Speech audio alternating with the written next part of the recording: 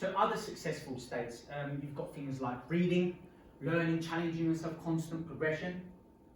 So those are some key insights that I want you to learn from today.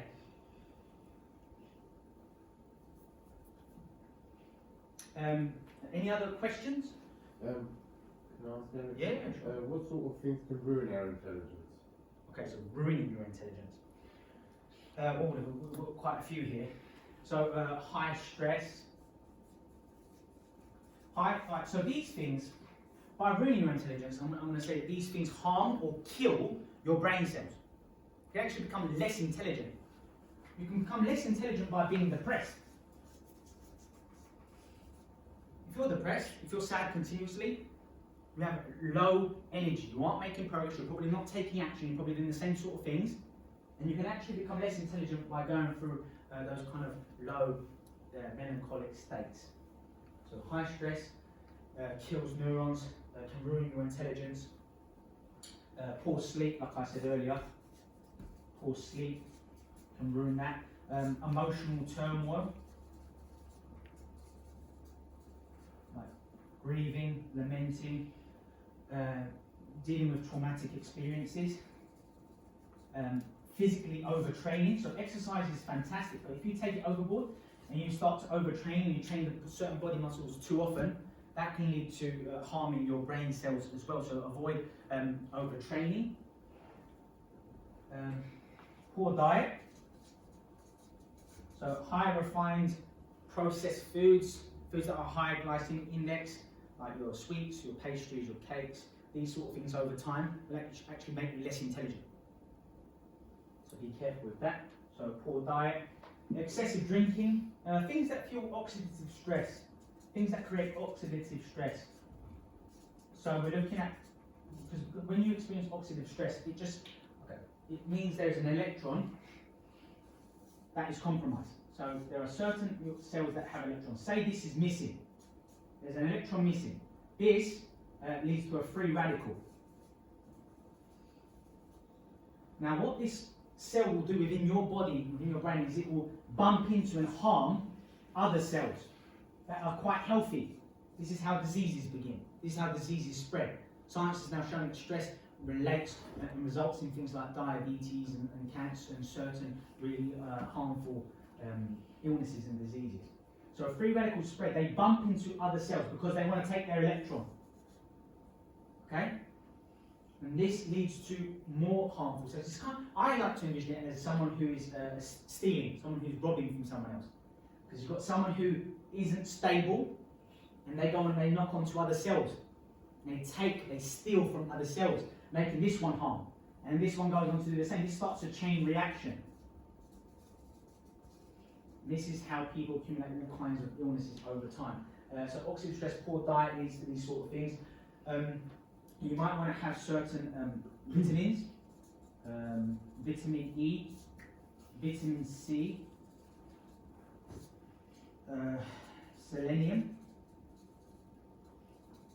beta carotene. So you might want to eat. Lots of powerful antioxidants, flavonoids, polyphenols. Think of your colourful fruits, colourful vegetables, these sorts of salads. It's going to give you these antioxidants. So they can, because when you eat these sorts of things, like fresh fruits and vegetables and stuff, it helps. It donates an electron. So this won't go and mess up other healthy cells. Okay. So this is why this is very important. So oxidative stress, I also mean like drinking contaminated water, pollutants in the air, wildfires and these sort of things that might be happening around the world at this moment in time. It lets off toxic substances which you breathe in and it leads to the death of certain cells. So high stress is key here. High stress is really what we want to change here. But those are some of the things that we can abide by to reduce stress in our lives. Okay, so we can take more control and improve our intelligence, increase the likelihood of creating new neural networks within our brains. All right. Any other question? Yes, I think you might have answered some of them already, but the question is, how can people become even smarter? How can people become even smarter?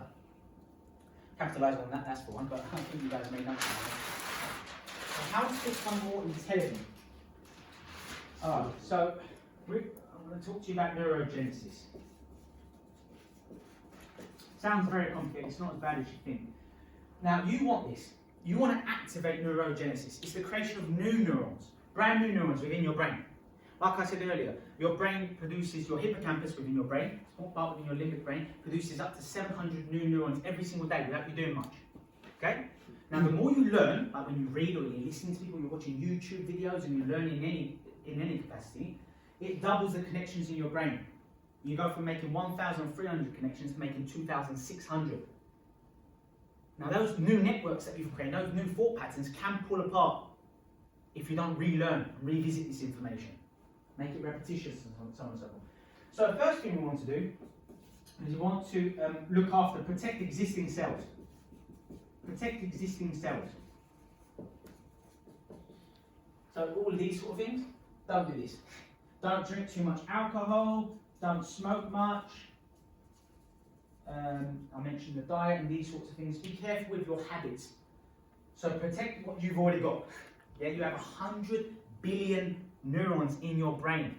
You want to protect these. You want it to grow. Second thing you want to do is stimulate. Keep up with me, guys. Just going to get a little bit complicated here. Stimulate neuroplasticity. So neuroplasticity, and I'll explain how to do that in a second, is when you activate it, it enables you to restructure and rewire your brain. This is what enables change. So when you are able to do this, and I'm going to tell you how in a second, what happens is you can get rid of old unsupportive habits. You can change your beliefs, get rid of unsupportive beliefs. I'm not attractive enough. I'm not successful enough. I'm not smart enough. I'm not good looking enough. These kind of limiting beliefs, if you stimulate neuroplasticity, you can start to move away from them. You can let go. And you can create and restructure your brain. It will change the neuro circuitry within your brain. I'll tell you a bit about that in a minute, actually. But firstly, neuroplasticity can be done by new experiences. Stop watching the same movies over and over. Stop going on holidays and trips to the same places over and over. Even if they're nice, even if they're lovely, you need change, you need novelty. You need novelty, you need newness. Okay, very, very important here. Go on new courses. This is enabling you to experience neuroplasticity. You can't just do it once in a blue moon and say, there you go, that's my part done for the month. No, constant challenge. Drive different routes to work, challenge yourself. Different journeys, mentally, physical journeys. Anything that's new and novel will enable you to rewire and change things. I told a story earlier today about when I went on 4 holidays in close proximity to different destinations, different cultures. Remember that? That enabled, and I said to you, I came back and I was able to make that shift, going from 3rd gear to 5th, 6th gear. Remember I said that? I took my level of discipline to next levels. I stimulated neuroplasticity. So I'm sure you'll be happy to hear that. I'm encouraging you to go on more holidays. Look after yourself. You can also do this by learning new skills. Doesn't really matter what it is. Learning how to sing, learning how to dance, learning anything. Learning how to negotiate, any skills. Learning how to play soccer, football, learning how to do anything will stimulate neuroplasticity. Newness, this is what we need. 3, we move on to activating neurogenesis. Activating neurogenesis. You can activate this. I'm going to move on over here because I haven't got enough room here.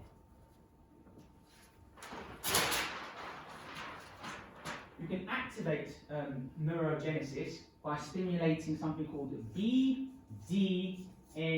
which stands for brain derived neurotrophic factor. Okay? This stimulates neurogenesis, new cells, new thought process. These are the benefits. Before I tell you how to do it, these are the benefits. It creates like a childlike sponge mentality. You know how kids learn things so quickly? And as adults, the older we get, it takes longer for us to learn and change. Stimulating BDNF within your brain can enable you to develop that sponge-like mentality where you learn more quickly, where you try things, you become more inquisitive, and these sorts of things. What else does it do for us? It enables us to create more connections between our neurons. More connections.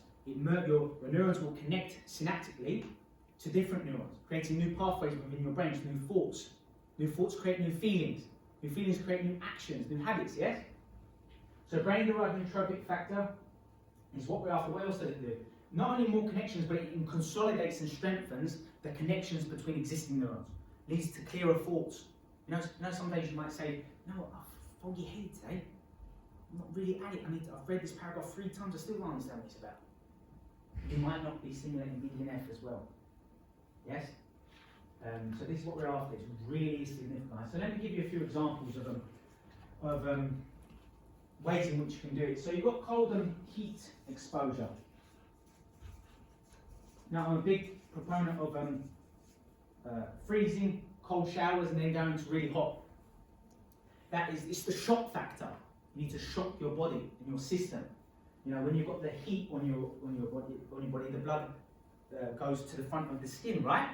You notice that? Whenever you have a cold shower, all the blood rushes to your internal organs. Does that make sense? To protect your organs. Oh my God, heat goes to the body. What's happening here? Don't like it.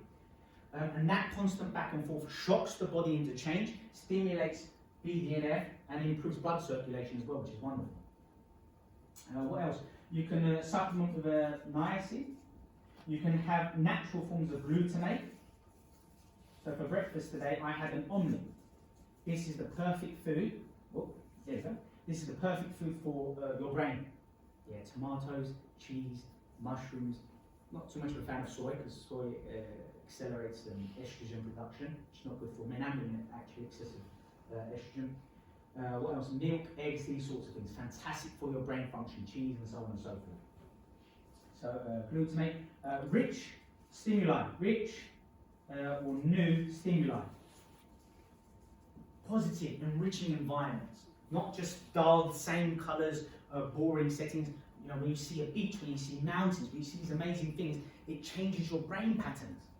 It activates BDNF. So go for walks. There's another one. Going for walks to parks, being amongst that greenery. Your brain frequency changes. You know, earlier I was teaching about the alpha brainwave state, the best state for learning, right, and influencing your subconscious. You can actually do that by going to walks, going on walks amongst greenery, amongst the trees and so on. It changes your brain frequency. It slows it down. Okay, very important. How else can you stimulate BDNF? Intermittent fasting.